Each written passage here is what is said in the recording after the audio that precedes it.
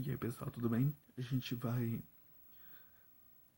para aula sobre Grécia. Finalmente chegamos ao mundo grego, a sua formação. Acho legal que semana que vem eu vou montar uma aula sobre os deuses. É uma aula bem legal. E aí a gente falará isso na próxima aula. Então pessoal, vamos à aula de hoje. Lembrando que depois tem atividade aqui valendo nota. Então vamos falar dessa formação da Grécia. Como que a Grécia vai se formar? A Grécia vai se formar no início de uma divisão necessária para a gente poder entender essa formação da Grécia nessa periodização, simplesmente para o fim de a gente entender os diversos períodos que a Grécia vai viver.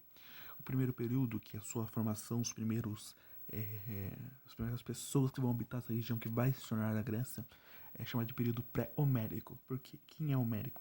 Homérico que vem da palavra Homero, que é um suposto, ninguém sabe se realmente ele existiu, um suposto poeta da época, que escreveu 2 poemas sobre os conflitos da Grécia, principalmente ali sobre a Guerra de Troia, que é o Ilíada e Odisseia. E aí, nesse primeiro período, então, a gente chama de pré-homérico, em homenagem a esse suposto poeta que viveu na Grécia.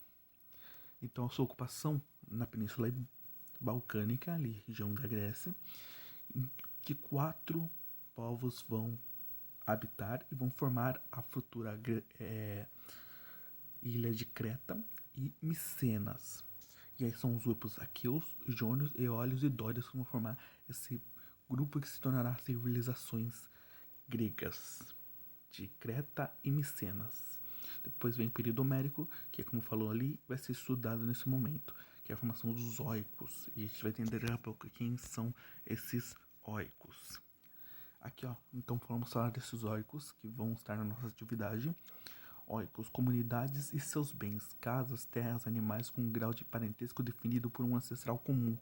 Nos oicos praticavam-se agricultura de subsistência. Então, oicos era um grupo de pessoas de uma comunidade que se dizia ter em comum um parentesco com Deus. Né? Eu me lembrando que os deuses são muito importantes. Eles dizem assim, eu tenho um parentesco, meu ancestral, a gente vem da família de um deus. A gente tem um grau de parentesco com um deus. Seja o Hades, o Ares, entre muitos deuses que a gente vai falar em outra aula. E eles falam que eles têm esse ancestral comum. E eles formam os oicos. Nesses oicos, nesses grupos fechados que têm um ancestral comum, eles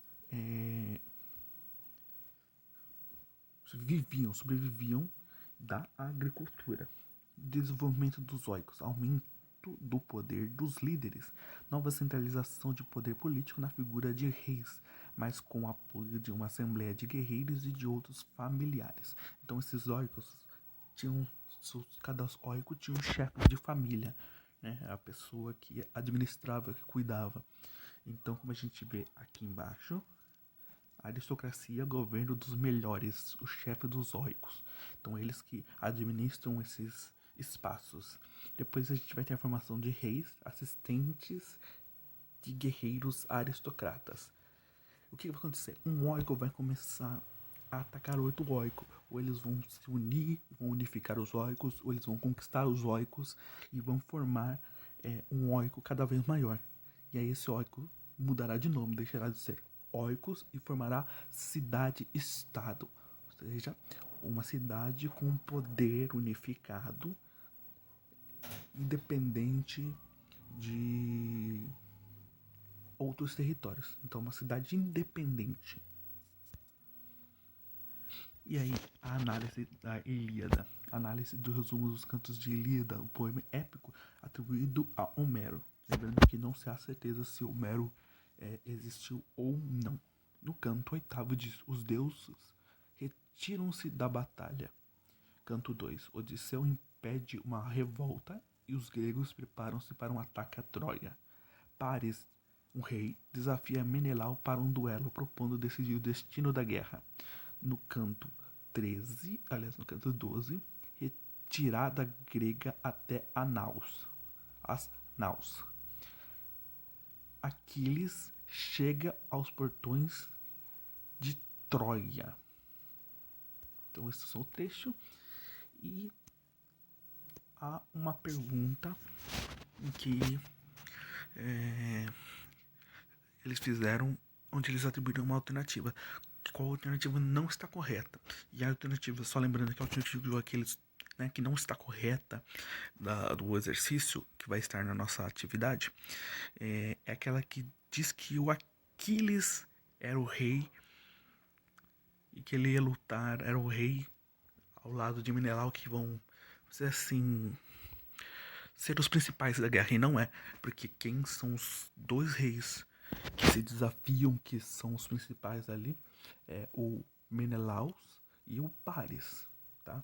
Então a gente não esquecer que vai ser a alternativa E.